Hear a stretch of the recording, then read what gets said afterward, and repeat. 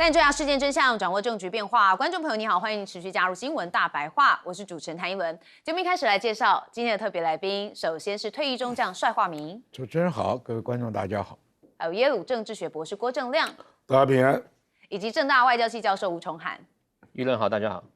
好，观众朋友们，持续带大家来掌握一下这个英国跟中国大陆之间的关系哦，因为现在算是这个破冰了，尤其施凯尔到了中国大陆这边当然是先到北京那现在也传出了好消息因为他29号跟习近平会晤了是80分钟，那会后施凯尔也向媒体记者表示说，我们双方在 Whisky 关税还有赴华免签等多项的议题交流合作上面取得了实际的进展。那后来英国首相的办公室也特别证实说中方已经同意放宽签证的规定。好，那到中国大陆停留30天之内的英国公民都可以获得免签入境。好，那这当然对于外交上面就是一大捷报了。好，那当然施凯尔访中我们看到英方也公布了10项协议，那尤其是 AZ 砸了150亿美元投资。好 ，AZ 大家应该很记忆犹新，因为在疫情期间AZ 算是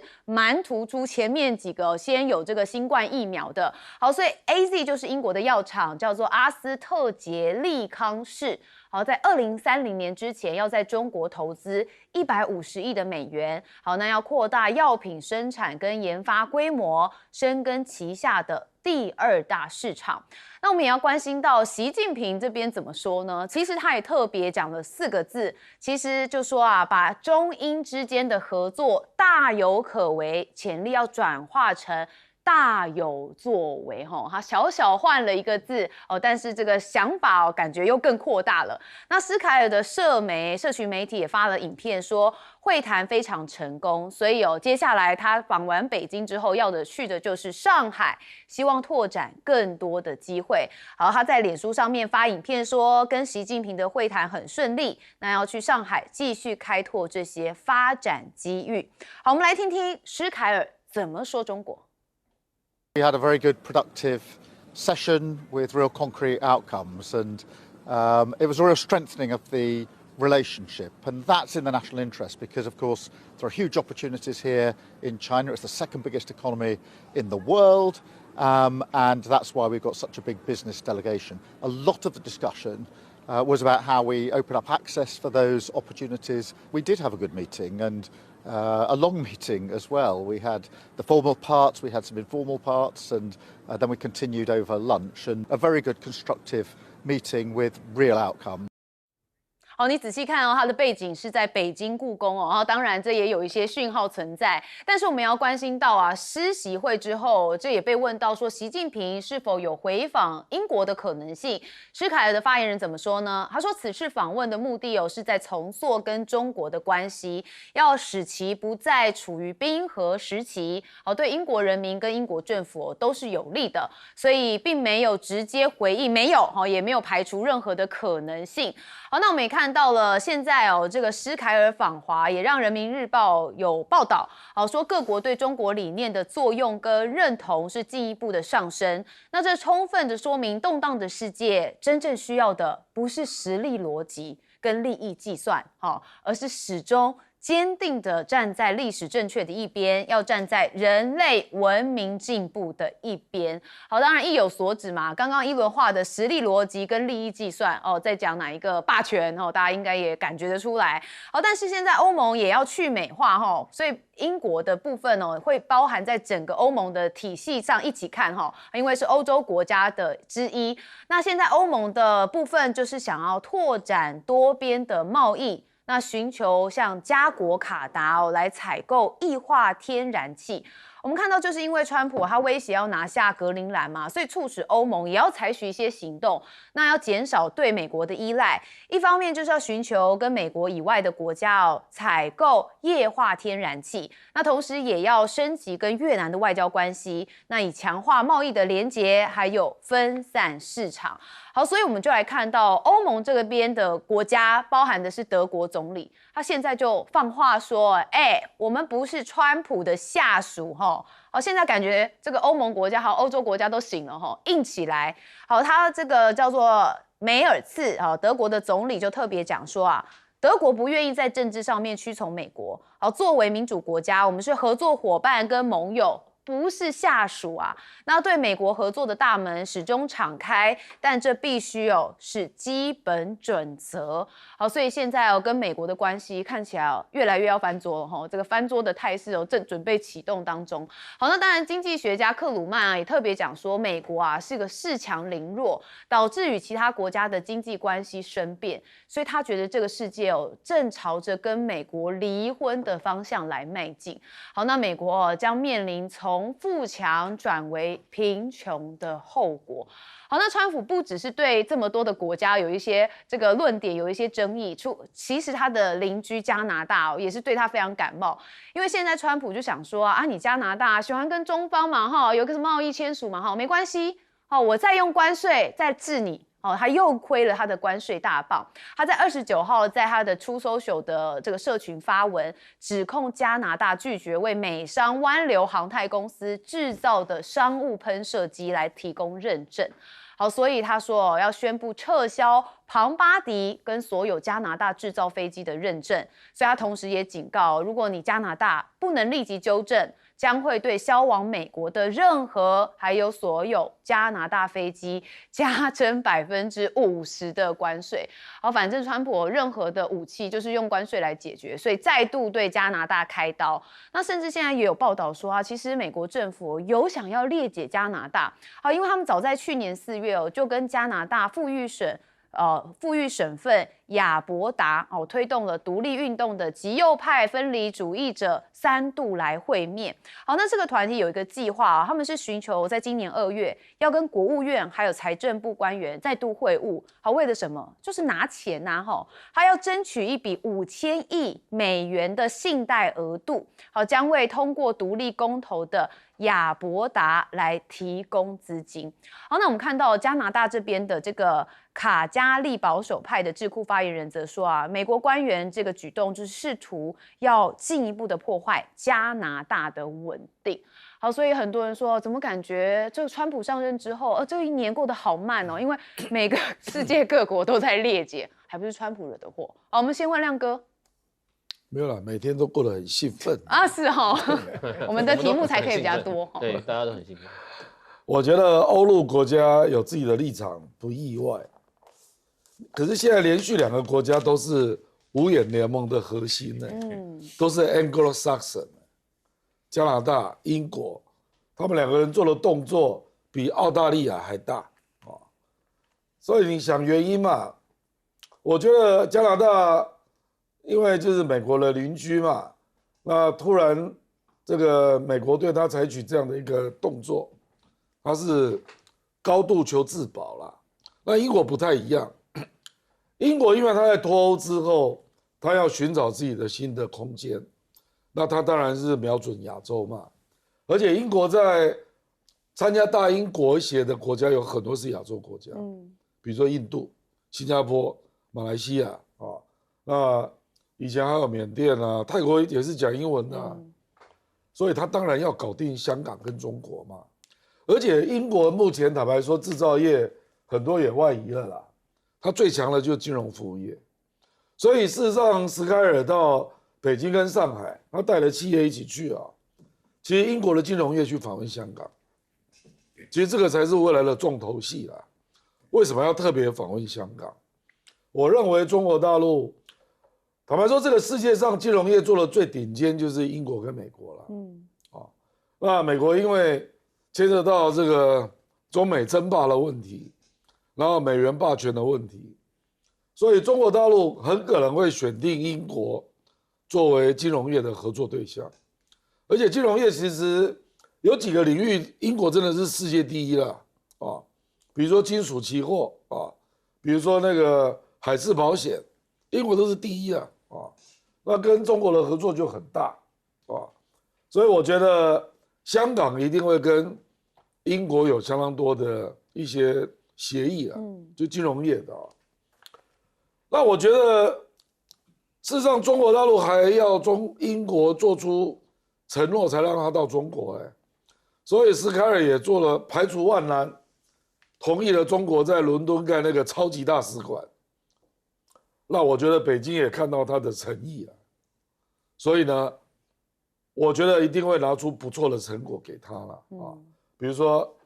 ，30天免签就给了，对不对啊？whisky 降关税也给了，其实从这里你也可以看出来，英国没什么制造业，whisky，哦，就是它基本上就是金融服务业最强。那另外它也带了一个文化创意产业区啊，可是那个毕竟不是讲中文嘛，所以那个市场还是有限啊，不像那个 K-pop 在中国市场很大啊，所以我觉得最后一定会落实在金融服务业。那 AZ 也是一样，我觉得 AZ 啊，因为它向准了，美国要退出 WHO 嘛，那未来世界卫生扮演重要角色了，很可能会是中国。所以你看，他要大量投资中国，就要补足那个疫苗研发这个空间了。所以你看政治的局势变化，其实也牵动的商业金融哦，这整个是一起震惊。崇涵教授怎么看？加拿大的卡尼哦，他在达沃斯讲美国没有一个是正常，加拿大非常感冒，非常生气。卡尼也很敢讲。其实美加关系，我们知道他慢慢也没有说在离婚啦，但是慢慢的在经贸上面，加拿大想展现他们的经贸主权。去年2025年哦，美加的贸易额掉了10%，从70% 到67%，掉了10%，史上最低哦，美加的贸易额。那这个美国在去年8月把这个对加拿大关税从25一口气提到35，贴啊、铝啊50% 的关税。川普很狠哦，对他的这个不是他要你当51州，他要用关税来治你。那加拿大也不省油的灯啊，他说好，你要这样玩可以，我们去找第3条路。所以卡尼在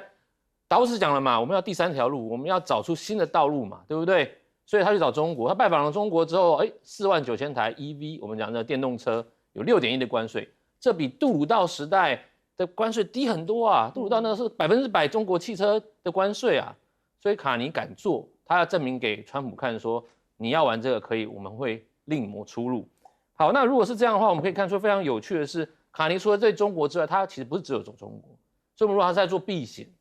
蛮明显的哈，经济上的避险。他过去6个月哈，已经跟12个国家签订不同的条约哦，包括了印尼啦接下来还有包括什么，跟中国也签了，跟 EU 卡达今年可能要跟菲律宾还有跟印度，他要去印度。他也会去厄瓜多跟东协的几个国家那当然还有南追共同体，所以卡尼在这个全世界找生意伙伴的态势蛮明显的。但是呢，我们在讲说卡尼想找这个所谓的全世界除了美中之外的第3条有没有可能？John Mearsheimer 讲了一句话，他说：坦白讲，这世界还是由2大强权 G2 来制定规则，美国制定一套川普他要的规则，中国用所谓 BRI 或者是亚投行这一套规则你会被迫在这2边选边站，要第3条路可能有点难。这是 John Mearsheimer 米尔斯海默讲的那如果是这样的话，我们看有什么样征兆呢？其实有个征兆蛮明显的。其实如果大家仔细看，在美加墨协定，接下来他们要今年要开始 review 重新审查，里面有一个非常有用的条款，叫做反非市场经济国家条款。简单讲，就是这3个国家，你只要跟任何非市场经济的国家签约，像中国签约，你给他 MFN， 其他2个国家有权什么审查，或者他不高兴就退出美墨加条款就变成双边。所以呢，这一点川普也是在虎视眈眈说，你敢跟中国签任何协议，你试试看，我们美墨加就不要玩了。所以卡尼也在重申，他说加拿大跟中国现在要签的不是全面性的经贸的我们讲贸易条约他试图要留一点余地。包括他在经济上，他在安全上面，其实还跟美国还是有一些瓜葛跟所谓的牵连在里面。我看五眼联盟也好这些东西，我想加拿大跟美国要完全拆伙还是有点难。好，将军怎么看？我说英国跟美国是很长远的军事联盟关系，也是凡是有战争的时候，英国是他的铁哥们。但是川普讲了一句话，让英国很不高兴。他说：“我们盟军打仗的时候，你们都躲在后面，这把英国的退伍军给气疯了。所以川普后来不得不改口，因为商业上有政经分离的现象。你今天川普切断了所有的贸易链，那英国当然要找出路。各位想想，英伦就3个岛，既没有矿产，也没有什么农产，它就是要靠出口贸易。刚刚亮哥讲的，它世界金融它是有一席之地。第二个制药啊，大部分的药材在中国的材料，它的药厂跑来开发生产。各位啊，药品是一个很大的收入啊。COVID-19，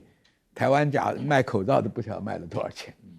所以这个问题啊，英国是这样找，加拿大呢？加拿大就比较甘苦一点了。加拿大因为跟美国实在接得太紧密了，72%的这贸易量要转嫁到别的国家是有点难的，所以他在呼吁你美国要摧毁联合国的那个机制嘛，那我们就中等国家要联盟，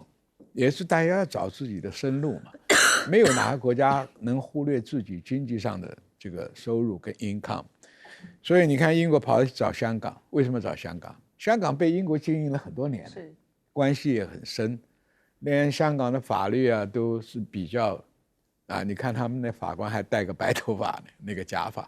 所以香港又刚好是中国这么大的福地的一个向外这个贸易的一个窗口，以前外号就叫东方明珠了，这代表他这个无论是做生意的软体啊，做生意的这些技巧，香港是比大陆还强。现在深圳是慢慢起来，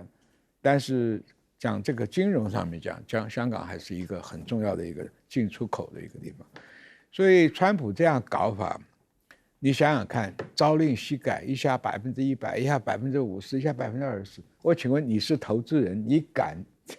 在他这个规定之下去投资吗？头洗一半，抽都抽不出来啊！工厂建一半又不对了。投资人最敏感，对不对？投资人最聪明了。所以中国大陆逮到这个机会，你看每次这些国家到北京去访问，都带了一很庞大一个商业贸易团，哎，就在那里接头嘛。有生意可做就做，没生意可做至少留一个空间嘛。所以川普有点自绝于全世界了，只顾眼前抢到那点钱，所以将来的后果不见得是很光明。你想想他的美债也是跃跃欲试，马上就要影响到他。再跟你今天如果大法官再给你宣布是违法，那川普可就很惨了。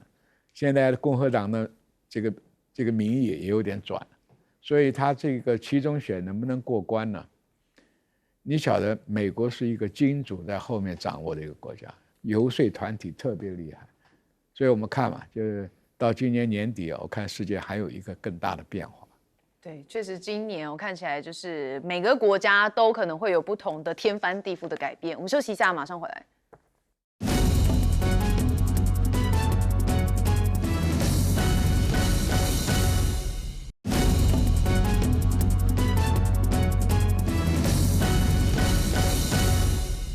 中东的烟硝味又开始了吗？因为有人认为就中东的战云幕布。好，我们先看到就是伊朗现在紧张升温所以我们这个美国的战争部长赫格塞斯也特别讲说啊，无论川普总统对伊朗做出何种决定，美国军队都会准备好执行任务，要确保就是德黑兰当局不会发展核武的能力。好，就在这同时其实欧盟也拍板了，要把革命卫队列为恐怖组织。好，这让伊朗的外交部长蛮不爽的说这是欧盟的重大战略错误。好，当各国都在努力避免区域爆发全面战争的时候，哇，你欧洲却忙着煽风点火。甚至我们也看到伊朗的总统也有特别喊话，说伊朗从未这个发动战争，但是也不欢迎任何的冲突，但是伊朗不会允许在谈判的过程当中再次受到威胁或攻击，所以会坚决的捍卫国家跟人民。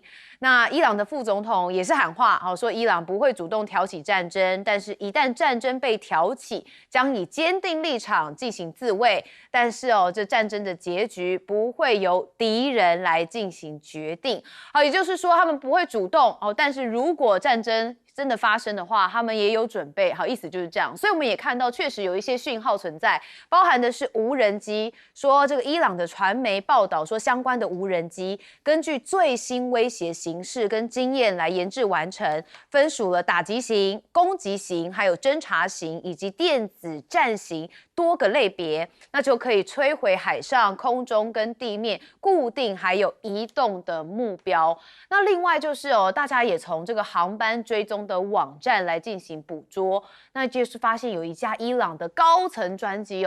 正飞往莫斯科。好，那从德黑兰起飞的话，目标是直指俄罗斯的莫斯科，而且就正好传出说哈米尼拟定一个逃俄的备案，所以大家就觉得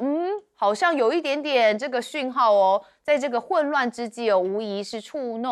动了这个国际社会的敏感神经，所以有人认为啊，难道他们的最高领袖也准备要逃跑了吗？好，那美国如果动手的话，其实很多的中东盟友蛮担心的我们看到，因为传出川普现在就是在准备当中，恐怕就是对伊朗要来动手了。好，但是呢，我们知道在这个区域蛮多就是富含油的国家，好，所以市场对于美国可能会攻击伊朗，也就是伊朗是石油输出国组织当中最大的原油生产国之一，那进行一些干扰全球原油供应的忧虑升高的影响。好，所以国际油价马上就反应了29号净扬3%，那攀升到了5个月以来的新高。那甚至中东的盟友就赶快反对美国动武很担心苦果他们要自己吞因为从波湾国家到土耳其地区的官员都普遍认为，作为美国长期盟友，同时也是多处主要美军基地所在的波湾国家，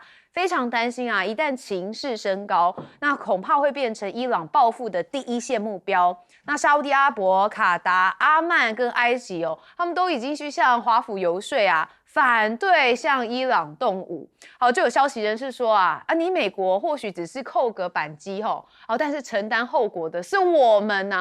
所以千万不要冲动。但是大家还记得吗？去年其实这个伊朗的部分也被美国采取一个午夜重锤的行动。当时经济学人也有认为说，原本觉得去年6月放话伊朗2周的宽限期，就没想到3天就突袭了德黑兰。所以现在看起来是不是有可能也会有一些不同的进展？好，那因为川普称有意谈判嘛，那经济学人认为恐怕就是虚晃一招。好，因为现在川普觉得没有什么事情他做不到的。好，那当然美国的部分，我们看到 ICE 连杀2个人，全美都怒了。那现在把边境沙皇霍曼，也就是白宫边境事务的主管进驻当地来作证。好，那霍曼就说，联邦移民执法的行动不完美，那 ICE 不会弃守使命，已经下令拟定人力缩编的计划，将会留在明州，直到问题解决。好，那也看到美国国会的预算办公室发布了最新估算报告，说美国政府在美国多地部署了国民警卫队的计划今年可能耗资的是超过11亿美元，比去年总支出是翻倍的。好，但我们也看到这一次像是前几天发生的，就是37岁男性护理师普雷蒂参与反对移民执法的抗议活动当中，遭执法人员压制，而且开枪击毙。这在美国讨论度很高的原因，就是因为川普共和党他的立场长期这个政党都是支持拥枪立场，但是川普又讲说，他觉得不认为普雷蒂是杀手不喜欢有人开枪，但是也不喜欢有人带着威力强大、装满子弹的枪支去参加抗议活动，而且他的2个弹夹说都装满了子弹，这样不好。好，但是对他而言，他越说漏洞越大，大家就觉得你共和党之前不是这样讲的怎么事情发生之后才会一直这样圆这越圆谎言越多。好，当然我们看到一开始的中东的部分，尤其伊朗，我们一样先问亮哥。伊朗，美国是骑虎难下啦，因为吹牛吹太大你要打伊朗又没有把握能够推翻政权。因为最近哈梅内伊已经不见了，有人说已经躲在地底下地堡。那你没有办法推翻革命卫队政权那你炸伊朗是要炸什么？那唯一就是承认上次轰炸失败吧，就上次你炸伊朗的核设施，讲白了没有炸到嘛，所以这次只好再补炸，不然你有什么逻辑要炸呢？因为政权你又推不翻，事实上以色列跟美国的情报单位都认为没有办法推翻政权，所以你要炸，你就要找到理由啊。据我了解是没有炸到了，有人说只到了60公尺，炸到空气中间会有辐射层的，就是没有，没有就代表没炸成功，没有炸成功，所以他在找借口。对，可是问题就是啊，那另外也在跟总理谈啊，问题是为什么谈判条件谈不通？因为你美国要自己清楚，伊核协议是谁退出的？不就你川普吗？那伊核协议退出之后，欧洲其实很不乐见。那个时候的核浓缩，伊朗只做到3.67，那个时候伊朗愿意接受管制啊，那你只要经济制裁取消嘛。结果川普一进来就把它取消了，自己退出啊。然后呢，伊朗就在这几年核浓缩啊，听说做到60%。那你现在是要谈什么？你要人家退到3.67吗？世界上有这种事吗？那这几年来，伊朗为了自保，也做了大概2000枚导弹，那这个怎么向后退？所以美国现在的问题是在于啊，所谓伊朗的核谈判，希望伊朗做出让步，是让到哪里啊？因为他现在也没有制造核弹啊，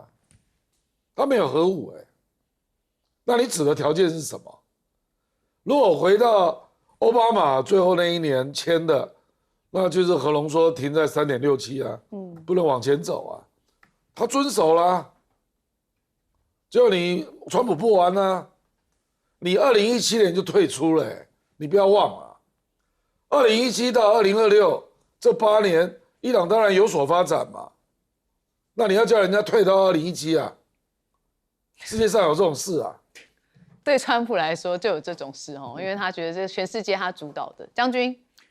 以美军的部署跟实力，他已经有了开战的准备，现在迟迟没有动手，就等着谈判，看你能够答应到什么条件。因为美军估计的很精准的，你伊朗这么大的国家，人口这么多，你要陆军上去占领、管制，那又是陷入泥沼，划不来。他只能用导弹、空军轰炸加以色列一起来啊，那你也只能清除掉定点的几个目标，所以美国也在犹豫了。当然，我们看过那个拳击赛，两个拳手一上擂台就先骂对方，我今天要你死，明天要你，姿态是摆足了。骨子里面，双方你看，伊朗的总统跟他的国防部长都认为有和谈的希望有和谈的空间。那么又给自己打个预防针啊，不要丧权辱国，不要再羞辱我。那这个状况跟你谈，但是就看川普的算盘还是最后这个经济的问题。是你伊朗虽然产油不准你卖给俄罗斯，或者不准你卖给中国，这也是他的大国博弈里面一种收获。沿着讲起来，美国没有什么东西需要从伊朗进口的，对，什么关键物质都没有嘛。那就是说要维持它的霸权，你像委内瑞拉有石油，你伊朗也有石油，你们这两个都是支持俄罗斯跟中国的生产的一个能源，所以他从这方面也可以获得这个。伊朗看他怎么答应这个问题了。第二个，旁边的几个很有钱的阿拉伯兄弟不希望打起来的话，可能他们都会航运也受影响，霍姆兹海峡也是很重要的。所以这些问题错综复杂了。现在是姿态摆的十足，这些我们讲的叫 bluff 的游戏，看谁吓到谁。这个问题，所以伊朗摆出一副草鞋的不怕穿你皮鞋的，我所有飞弹伊朗的无人机做得不错，像俄罗斯还大量引用，也在俄乌战场上学到一些经验教训，所以以色列也不要太高兴。上次已经把你的防空网的空隙都摸出来了，所以以色列的飞机场这个特拉维夫很多建筑都被打，可见是有些忌惮的。因为你搞到以色列现在的生意要不要做，一直在一个动荡的状况之下。以色列也是国土狭小也是靠外贸，对不对？所以这个问题就是一环扣一环，怎么样抓到一个东西对你有影响，就谈成了嘛。是，所以这个中东的布局跟中东的战略本来就很困难。崇涵教授，我觉得最近要看明尼阿波利斯哈，美国这个地方，我觉得未来是一个非常动荡的地方。明尼阿波利斯我们知道它叫双子城，密西西河左边叫明尼阿波利斯，右边叫圣保，它是2个城合在一起的。这地方上礼拜呢，那个 Prady 被射死了，大家有看到那个 video， 他直接把地上把他打死。对，1月的时候，他们又打死一个37岁的妈妈，叫古德。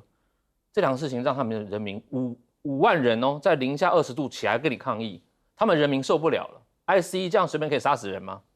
各位观众，如果你还记得2020年弗洛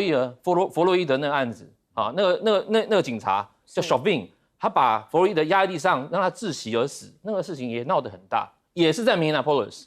好，那我们要知道为什么 Minneapolis 变成是一个那么的反对川普，那么的觉得 ICE 十恶不赦呢？我觉得这可以跟他们的政治、跟他们的地方的政治还有整体的氛围有关。好，我们来看第一个，民主党在明尼波利斯，它不叫民主党，它叫做民主党农民劳工党，它是一个非常草根性的一个联合政党。所以在那边呢，他们有非常草根、非常左派的想法。他们甚至跟明尼波利斯州政府要他们讲说，不要跟联邦的 ICE 合作，跟他们唱反调。这是一点。第二点。如果各位我想记得，1976年以来有一个州都没有投给共和党，就是明尼苏达州甚至1984年雷根选举的时候，雷根拿49州哦，明尼苏达州照样投给孟戴尔，你就知道那边很蓝，很蓝啊，很蓝哦。再来，最重要的是，川普这一次他在明尼苏达州也没有吃到任何便宜啊，他拿到了大概46% 的票而已。贺锦丽跟那个沃茨拿到50.9%，非常强大。那其实最大的问题是，最近我们发现，它明尼苏达还有一个非常大的，就是它人口结构，它有最大的索马利亚的移民，还有第2大的苗族的移民，都在明尼波利斯。那前阵子有发生一个案子，就是有贪污案就是他们有个叫喂养我们未来计划，是一个联邦计划给这个各州你去申请的。明尼波利斯他们拿了10亿，有人贪污了10亿，然后里面被发现里面有许多是有索马利亚选出来的议员有涉案在里面。那川普很生气，他说：“你们这些索马利亚人都是垃圾，我要取消给索马利亚难民的庇护，我要去抓那些难民。”所以你就会发现，那 ICE 专门去去追那些看起来是索马利亚的难民啊、移民啊、苗族的后代，甚至那些黑人，跑到人家家里面，你让整个明尼苏达的人民非常的反感。所以为什么这一次连打死了2个之后，川普说你们那些极左的、左交的都在挑战我，我要治你明尼苏达。那当然，我们知道这个民主党候选人的沃茨，他可能接下来不想选州长了，因为这个贪污案。但是我觉得接下来，美国会不会有内部的动荡，要从明尼苏达州看起。好，我们休息一下，马上回来。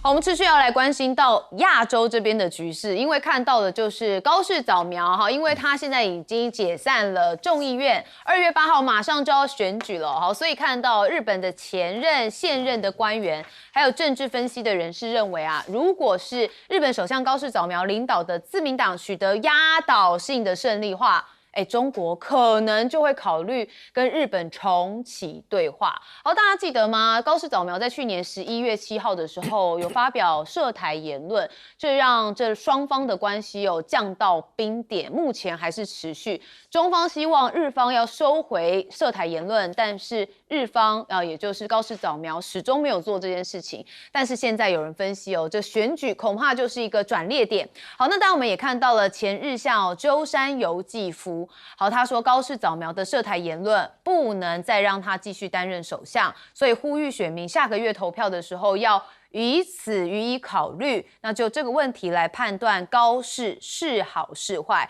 好，不过鸠山由纪夫的政党跟高市早苗是不一样的政党，而且它必须属于对立的哈。那当然就是所谓的在野党。好，那我们也看到了百度热搜啊，其实呢一度冲高到热榜上面的就是宝可梦踩靖国神社红线，不是初犯。哇，什么事情宝可梦跟靖国神社可以联奏会呢？好，原来是宝可梦计划在1月31号在供奉日本甲级战犯的靖国神社举办相关活动。好，这件事情在中外社交的平台上面迅速的引发了关注。那宝可梦官网在社群媒体上面也受到大量的声讨，说这个活动资讯迅速的下架，活动页面已经无法存取了就看不到了。那在靖国神社问题上面宝可梦他们报道说已经不是初犯了。好，所以针对靖国神社又跟宝可梦，虽然它只是一个卡通动画但是因为牵扯到了靖国神社还是引发了中国大陆这边很多的民众关心。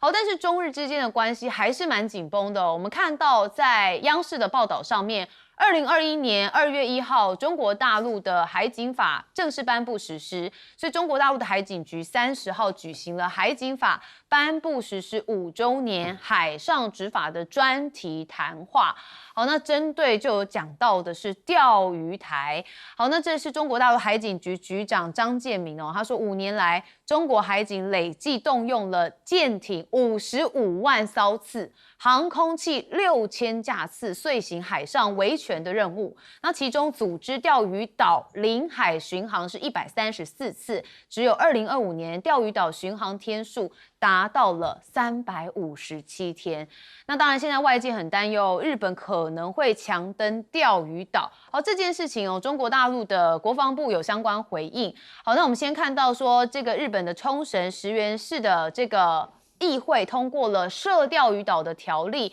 那宣称对钓鱼岛还有其附属岛屿跟周边海域的永续发展要进行所谓的管理。好，但是呢，这件事情就让中国大陆的国防部严正的声明说，钓鱼岛的主权不容侵犯如果日本你铤而走险，将会面临海警压制军事威慑还有经济反制3重的压力。好，那这件事情看一样中国大陆的民众非常关心，也登上了百度热搜，一度来到了第1名。好，那中日之间不只是钓鱼台的问题，冲绳其实也有一些状况。我们看到共舰频繁的出入冲绳，那海自第2大舰魔舟跟狮子岛扫雷舰警戒当中，那也考量台湾突发的事态吗？日本冲绳县实施了沙盘推演，正在确认民众的疏散步骤。好，我们看到冲绳县政府在今天应该是昨天29号这天实施了沙盘推演，那确认仙岛群岛5个市町村的居民等大约12万人疏散到县外的步骤，那防备遭到他国武力攻击的情况。那这项推演是设想出现了中央政府认为的武力攻击预测的事态可能性。那县政府设置了危机管理对策总部，确认了把居民转移至九州各县还有山口县的路线。那也预想民间企业的合作之下，要确保飞机跟船只一天可以运送大约是2万人。所以看到中国大陆的威胁吗？是不是有让日本稍稍紧张呢？好，那当然也看到了南韩也有跟日本有一些合作。因为南韩空军的黑鹰特技飞行队28号首度降落日本冲绳的那霸机场。好，那由航空自卫队支援加油的作业，那还表演这个特技飞行队蓝色冲击波来交流，希望增进互信、深化合作的关系。好，那讲到南韩，大家也会关心到这个关税啊。之前川普不是说，要把人家关税提高吗？现在状况是如何啊？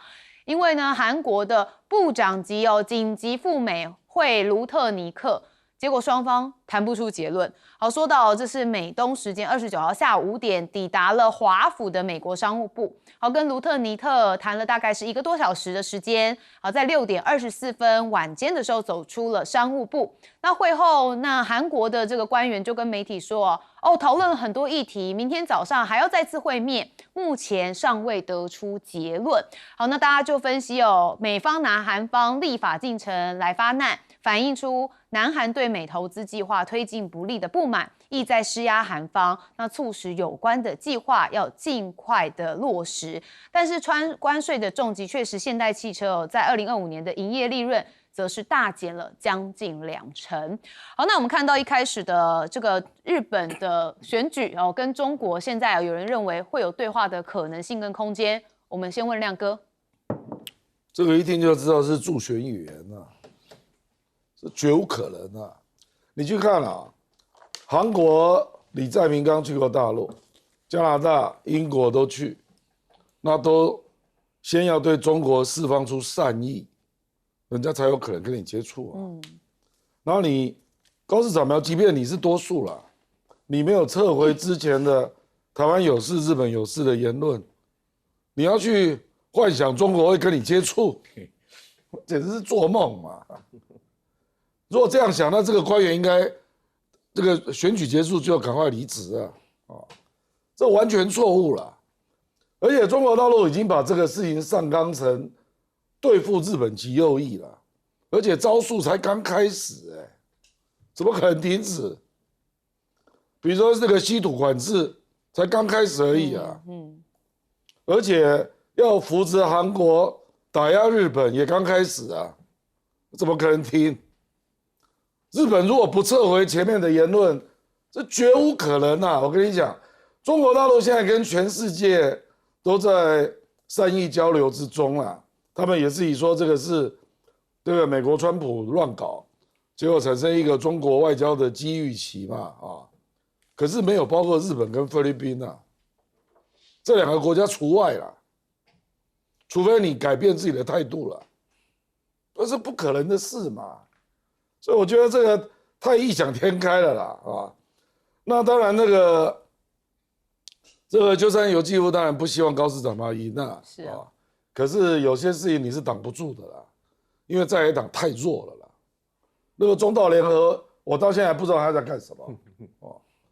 所以我认为自民党过半几率是存在的啊，我到现在没有看到任何中道联合会赢的因素了。你觉得谁代表他？野田佳彦在路边那边发传单，一个人呢，整个党的气势在哪里啊？我就感受不到啊。国民党也不知道该讲什么，然后立宪民主党也不知道干什么啊。整个日本的焦点都在高市早苗身上。那昨天那个小泉又出来讲，两个人都越讲越硬，对中国大陆。所以中国大陆怎么可能跟他和解？不可能的事啦啊！可是很不幸啊，因为他在野党太弱了，所以这个自民党加维新会胜率还是比较高啊。这个其实这个也是给国民党参考啦，就你不能太弱了，不然民进党做得很烂，你也不一定有机会。所以不是对手太强，是自己太弱。对，我觉得是这样。并不是说高市有什么明显的政绩，不是。可是高市的诉求非常清楚，尤其第一天站台不是讲到掉泪，说什么日本要有未来啊，要敢于走出不同的路线啊，等等等啊，他很会演呐，蛮会演的。野田佳彦在干什么？国民党在干什么？我都没有看到你的诉求，那日本人当然更看不到了。对啦，这个有时候眼泪还是蛮有这个煽情的指数哦。将军，这个琉球这个议会来谈什么撤侨，这些人是鬼扯淡。打起仗来你还来得及撤？打仗之前我先告诉你啊，我明天来，没这个事。这些人都在摆姿态，你知道吧？你看哈，大家都对这个靖国神社，为什么每个国家都有自己的英烈祠嘛？就军人的这个都有英烈祠，但是靖国神社变成一个政治非常敏感的一个问题，在哪里呢？因为这些被供在里面的很多将领是在各个战场上虐杀老百姓，残杀老百姓，把婴儿丢到天上拿刺刀戳的这种部队，纪律乱得一塌糊涂。我想年纪大一点的观众都看过以前叫桂河大桥吧，那是死亡行军，对不对？菲律宾美军的投降的部队也有死亡行军，对不对？所以中国大陆现在就把南京这个大屠杀、什么照相馆这些资料，731这个活体解剖拿人当这个白老鼠，这种才会造成整个东亚国家对靖国神社是很敏感的。韩国就是，中国就是，对不对？其他菲律宾都有印象。所以这个问题啊，高市早苗是靠这一个所谓爱国这个演得很透彻，还掉眼泪了，国家正常化了，这个还有的还想入世界五常，这个野心太那个了。所以这个问题啊，像中国大陆能花这么多钱，365天里面有339天在那里巡逻，这不是一笔很小的开销。其实要够狠的话，我根本不派海警船，派无人机，谁过来我炸谁，对不对？因为这个东西也是中国不可能异动的一个红线。你去碰台湾问题，那你就是跟中国为敌嘛。所以这个问题怎么下场，我们就看高市早苗还能执政多久。因为这个经济上，美国的关税又免不掉，汽车又受这个稀土的影响，永久磁铁的影响，这些都会到最后会通通压力到高市早苗。尤其现在关税那么膨胀，连吃个米都觉得日本人很好吃大米饭的。所以这些问题都会引发很多问题。所以我们讲看高市早苗选完，就算你变成最大政党，也撑不了多久。经济问题是最严重。对，所以就很怕经济问题可能会反噬到高市早苗身上。钟汉教授怎么看？高市胜选中日重启对话，我觉得天方夜谭啊，应该不是他胜选的，应该是高市落选还有可能。对，你只要讲任何台湾有事、日本有事，或者是你把靖国神社当作是一个借口的首相，坦白讲，中日关系都是好不起来。对之前小泉纯一郎他只要一拜靖国神社，不用讲，中日关系立刻非常惨啊。那这一次整体的选情真的是我觉得，当然自民党可能会单独过半啊，因为我们讲这个中道改革联合，坦白讲他们太弱，而且辨识度不足，很多人根本不知道新的政党党名是什么啊，有代表性的人物是谁啊。那当然这一次高市他有一个非常厉害的，就是他知道你在野党很弱，又要弄一个新的政党，他知道趁自己的人气还高，声望还高，虽然后来往下掉了，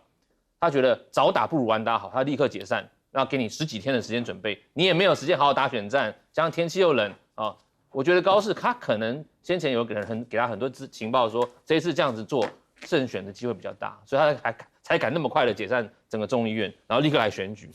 所以呢，高市就在19号的记者会这样讲，他说其实这次选举呢，就是由什么全体国民，你们有主权来决定我高市适不适合做首相。奇怪，这众议院选举，你把它拉高到什么首相的信任度，所以我觉得这是他的第一个招式，就是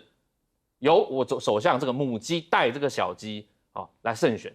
他很聪明，而且没过半就辞职。对，他又讲没过半辞职，这招是最厉害的，绑定，而且绑定之后，其实全部人现在只认识高市啦。你说野田佳彦，就像刚刚亮哥讲的路边888传单，第一次辩论会只看到野田佳彦出来啊，国民党那个叫什么斋藤铁夫根本没有，他不要出来，都不出来了啊。所以坦白讲，这个在野党太弱，刚才亮哥讲的在野党太弱，人家看你不起，敢立刻解散，我们立刻选，这是他们的最主要的。